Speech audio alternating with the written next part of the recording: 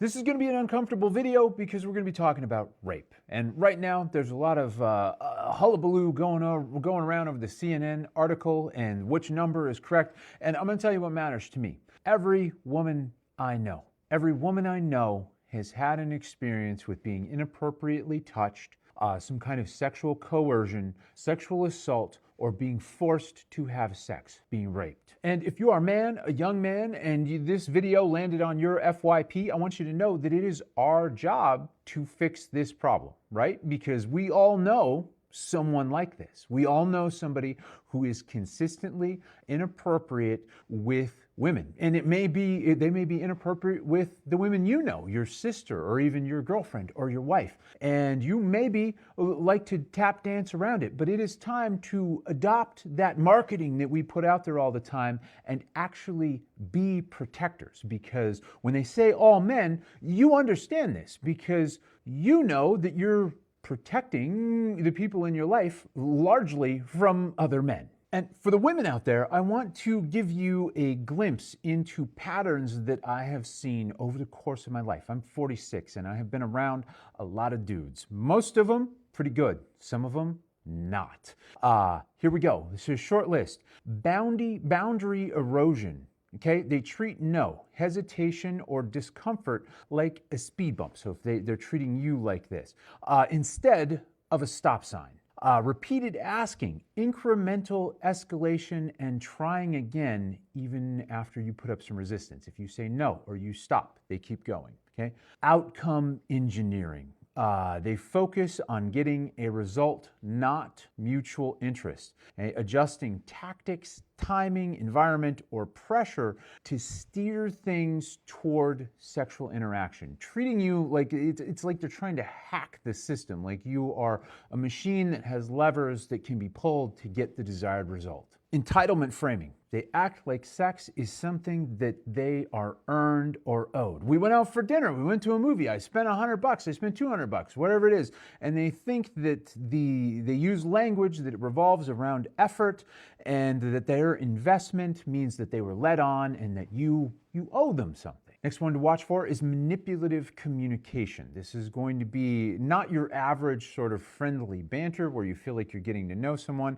It is going to be based on guilt. If you cared, there's going to be pressure involved, emotional leverage, or where they clearly create situations and then make it to where saying no feels difficult. And that form of communication can lead to the next one, hostility to resistance. This is going to be rejection when you say no or stop or whatever.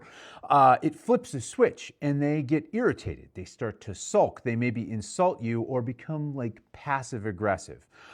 Kindness disappears when sex is not on the table. All bad signs. This next one I call an empathy gap. This is going to be where they minimize your discomfort or your concerns, and your reaction is treated as a problem and it is never their behavior. It's never their fault. It's going to be your fault. If they talk about people as like categories, targets, or stereotype, these are forms of dehumanizing behavior, and they reduce individuals to their roles rather than seeing them like as people, right? Again, back to kind of hacking that situation, levers that they can pull to get what they want.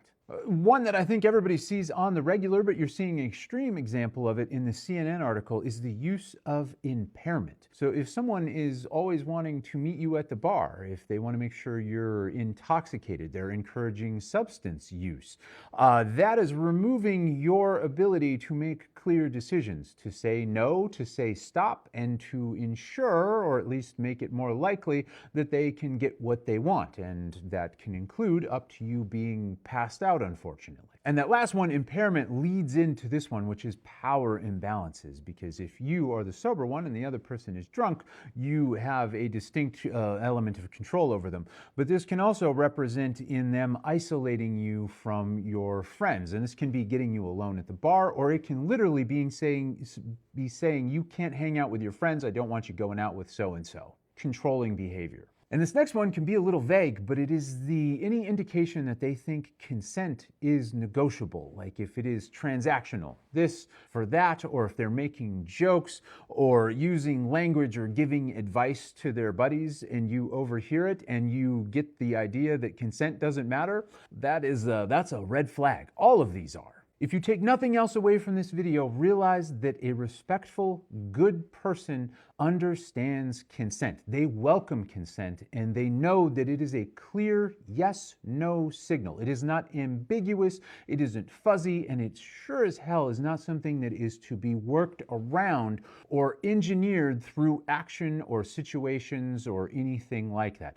If you see that behavior, or any of these behaviors, know that you are with a risky individual and you don't want to be there. And here's a little test if you are with someone who is a nice guy. And trust me, the more someone says something, the less likely it is to be true. It's like people who say they have a really good sense of humor. That's almost never true. So if they're a nice guy and they're telling you, here you go. What you're going to do is set a boundary. Okay, and once that boundary is established, you're going to watch what happens, because that moment is going to tell you more about the person you're with than anything they have said or done up to that point.